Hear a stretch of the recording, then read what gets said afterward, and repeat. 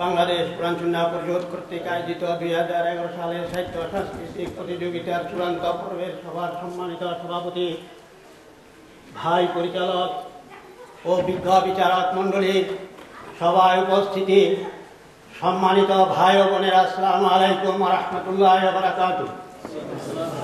আজকে আমার নির্ধারিত বক্তৃতার বিষয়টি হচ্ছে উসওয়াতুন হাসানা অর্থাৎ উত্তম আদর্শ।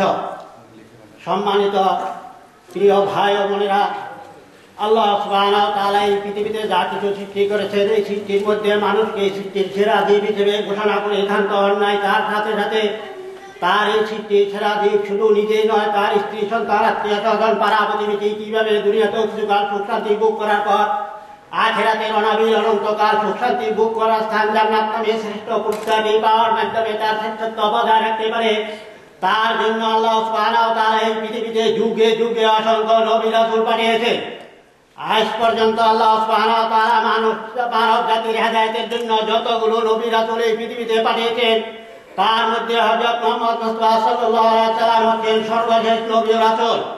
এরপর পৃথিবীতে আর কোন নবী ও রাসূল পাঠাবেন না বলে আল্লাহ সুবহানাহু ওয়া তাআলা ক্ষান্ত হন নাই। তার সাথে সাথে সমস্ত মানব জাতিকে পরিষ্কার ভাষায় জানিয়ে দিয়েছেন যে কিয়ামত পর্যন্ত দুনিয়াতেও শান্তি ও আখিরাতেও মুক্তির একমাত্র গ্যারান্টি রয়েছে আমার এই শেষ নবী হযরত মুহাম্মদ মুস্তাফা সাল্লাল্লাহু আলাইহি ওয়াসাল্লামের আদর্শ গ্রহণ ও বাস্তবায়নের মাধ্যমে ছাড়া বিকল্প কোনো পথ নেই।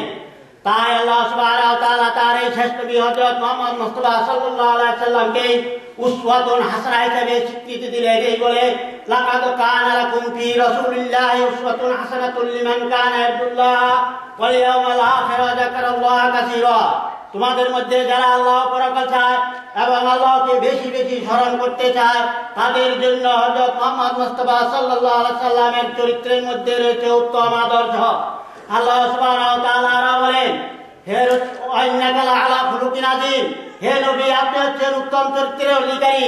এই উত্তম চরিত্রের অধিকারী হযরত মুহাম্মদ মুস্তাফা সাল্লাল্লাহু আলাইহি ওয়াসাল্লামকে আমাদের জীবনের সর্বক্ষেত্রে উত্তম আদর্শ হিসেবে গ্রহণ করতে হবে, নারী ও পুরুষ সকলকে। তার কারণ হচ্ছে তিনি শুধু পুরুষদের জন্য উসওয়াতুন হাসানা নন, নারীদের জন্য তিনি হচ্ছেন উসওয়াতুন হাসানা অর্থাৎ উত্তম আদর্শ। সম্মানিত প্রিয় ভাই ও বোনেরা, হযরত মুহাম্মদ মুস্তাফা সাল্লাল্লাহু আলাইহি ওয়াসাল্লামের চরিত্রের মধ্যে সবচাইতে উত্তম যে গুণটি ছিল তা হচ্ছে ধৈর্য। যে ধৈর্যের সাথে দীর্ঘ 60 বছর অক্লান্ত পরিশ্রম করে এমন একটি বর্বরতা জাতিকে দুনিয়ার বুকে শ্রেষ্ঠ জাতি হিসেবে পরিণত করেছিলেন, যে জাতির কাজ ছিল চুরি, ডাকাতি, ছিনতাই, জিনা, ব্যভিচার, হত্যা। এরকম একটি জাতি যখন হযরত মুহাম্মদ মুস্তাফা সাল্লাল্লাহু আলাইহি ওয়াসাল্লামকে তাদের জীবনের সর্বক্ষেত্রে উত্তম আদর্শ নেতা হিসেবে গ্রহণ করলেন, তখন তারা হয়ে গেলেন পৃথিবীর বুকে শ্রেষ্ঠ রাষ্ট্রনায়ক, শ্রেষ্ঠ সেনাপতি, শ্রেষ্ঠ বিচারক, শ্রেষ্ঠ নেতা, শ্রেষ্ঠ শিক্ষক এবং শ্রেষ্ঠ প্রতিবেশী এবং বন্ধু এবং শ্রেষ্ঠ বান্ধবী।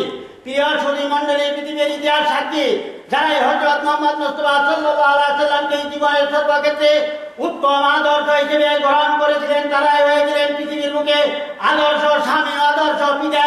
যারাই হযরত মুহাম্মদ মুস্তাফা সাল্লাল্লাহু আলাইহি ওয়াসাল্লামকে জীবনের সর্বক্ষেত্রে উত্তম আদর্শ হিসেবে গ্রহণ করেছিলেন, তারাই হয়ে গেলেন এই পৃথিবীর মুখে আদর্শ স্ত্রী ও বিখ্যাত মা ও শিক্ষিকা।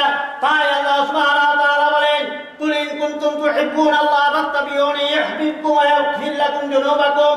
হে নবী আপনি বলে দিন, তোমরা যদি সত্যিকারভাবে আল্লাহ সুবহানাহু ওয়া তাআলাকে ভালোবেসে থাকো, তাহলে আমার অনুসরণ অনুকরণ করো, তাহলে আল্লাহ সুবহানাহু ওয়া তাআলা তোমাদেরকে ভালোবাসবেন এবং তোমাদের অপরাধ ক্ষমা করে দিবেন।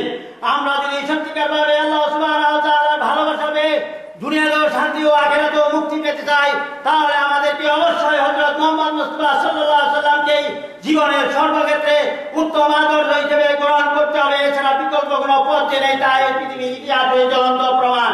তাই আমি উপস্থিত সম্মানিত ভাই বোনদেরকে বলতে চাই, আল্লাহর ভালোবাসা পেয়ে দুনিয়াতেও শান্তি ও আখিরাতেও মুক্তির লক্ষ্যে হযরত মুহাম্মদ মুস্তাফা সাল্লাল্লাহু আলাইহি ওয়াসাল্লামকে জীবনের সর্বক্ষেত্রে উসওয়াতুন হাসানাহ অর্থাৎ উত্তম আদর্শ হিসেবে গ্রহণ করার আহ্বান রেখে আমি